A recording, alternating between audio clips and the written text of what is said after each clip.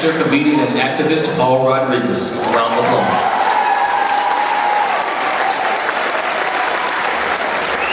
I am Trayvon Martin. I'm also Ruben Salazar.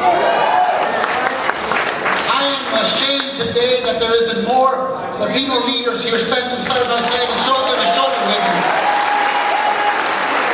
We benefit from the struggle of African Americans. We are your neighbors.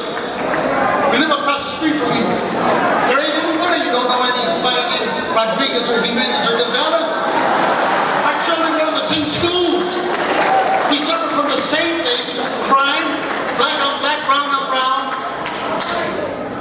We are bleeding. Once the blood leaves your body, it has no color. I am ashamed that the leaders don't see that. I grew up in Compton. I went to Ralph Bunch Elementary. Junior high school. I went to Dominion. I'll give you an example of why race is so obvious. They talk about school shootings like it's something that just happened when it's whites doing it. But there were school drive-by shootings in my high school before I got there, and there, unfortunately, some still going on today. It doesn't make the national news.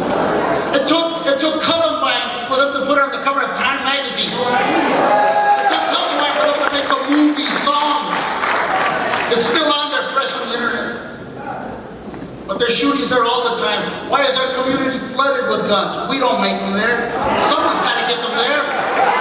Why is our community flooded with cocaine? It doesn't grow there. Who brings it there? This is going to stop with the black man and the brown man and our brothers get tired of crying and going to funerals. This is going to stop. I'm tired of going to funerals. Aren't you? There's no reason why young men who are in their teens should be dead. This standard brown law often only means putting a black or a brown man under the ground. They're afraid of us because they don't know us. When I first heard about this dreadful incident with Trayvon's family, with Trayvon passing, and they said that he was a Hispanic man, my heart bled. I said, our relations should be tighter, not be afraid. Let this not separate us. But then I said to myself, I've been Hispanic a long time. I ain't never met a Zimmerman.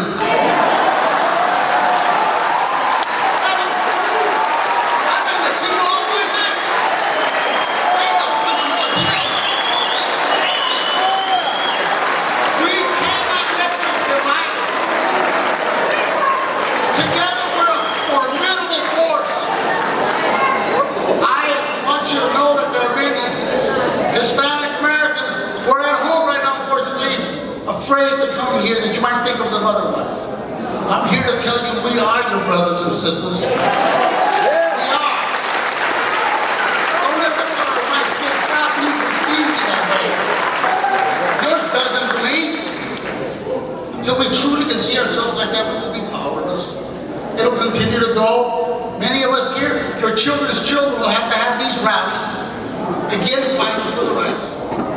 Mr. Obama should know that if he were alone in a car driving through any one of these neighborhoods, he would be stopped. His life would be in danger.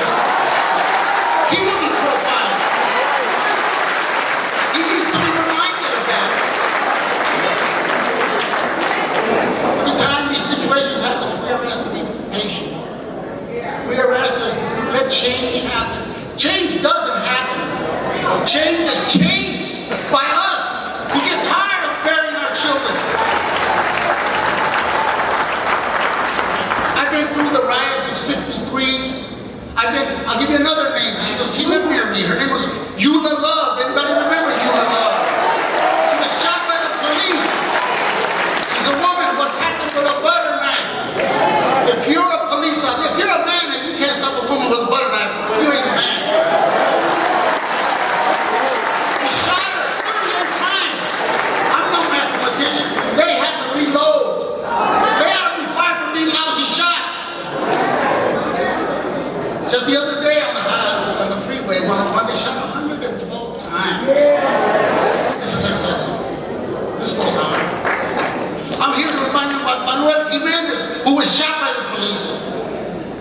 Manuel Jimenez's family is out there somewhere protesting this. And this family's protesting. Wouldn't we be a lot stronger if we all came together? We all said enough. We're not going to have this no more. How many grandmothers have to tell the kids how to have police etiquette? My mother would tell me all the time, Father, she would say, look, Paul, the police stop you, don't argue with them. Admit to whatever they say. Just get alive to the prison, then we'll take care of it. If they should stop you in the dark area, just go a little further where there's fights and people. She didn't just say that for no reason. We have a jaundiced eye when it comes to the police. It's hard to explain this to those who live in areas, suburbia, white areas. It's hard to explain to them that you see the police as your friend, your protector. You stop them for asking for directions. We are just, look, I have committed no crime. And I see police behind me, I get nervous that this dead. Sometimes I can't even drive right when they're behind me. And I'm not kidding. The fear is a real fear. Statistics will bear me out. Far too often. They know what's going on in our neighborhoods. We should teach our children to see that person across the street that Garcia's is. As your brothers and sisters, we truly are. We only are afraid of the things we don't know of. Let us know each other. When we celebrate life, let us celebrate each other's lives. Because until you're secure, I'm not secure. Until I'm not secure, you're not secure. And this time, it has to come a time when you just say, you're tired, like Dr. King said. You know, you're just tired. You don't know if your child's going to grow up. All these mothers that actually think about it, Reverend Jackson said 300,000. 300,000, there was only about 55 killed. 55,000 killed in Vietnam. That's 6 Vietnam wars. How much blood do you need? And I'm proud of you this time because at least this time we're doing it through the law. We're doing it, we're smart. Every riot when we were living there, the only people that suffered were us. The stores we burned were stores that were in our neighborhood. Now all that meant to us is we had to drive up in their neighborhood to shop. Don't destroy this, don't destroy ourselves. Support black-owned businesses and brown-owned businesses. Support that, don't vandalize. And if you have to do what you gotta do, don't do it in your own yard. Get on the freeway.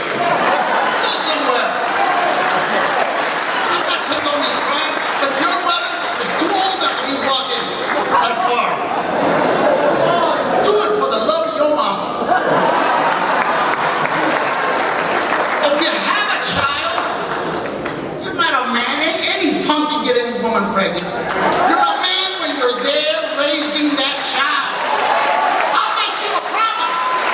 My kid's gonna hold you up. Don't let your child hold me up. Sorry for the lack of representation of Latino. I'm representing no one. I represent no one. I'm simply here to tell you that instead of us being separate, let us come together. Let us understand. I speak of honest. Latinos, Mexicanos, whatever we are your neighbors, we're in your neighborhood. I am grateful for all the things that we have benefited from the struggle, the African American struggle. People just say, we were there, so. The Board of Education. Thurgood Marshall was hired by a Latino man who challenged a school board first. Look it up, we were there. His name was Mendez, he was a farmer. Mendez, first the board. He went back, he used to find a black man lawyer to show them. Look it up, I'm not making it. These things should be taught to our children. It will bring us together. Black and brown, we want downtown.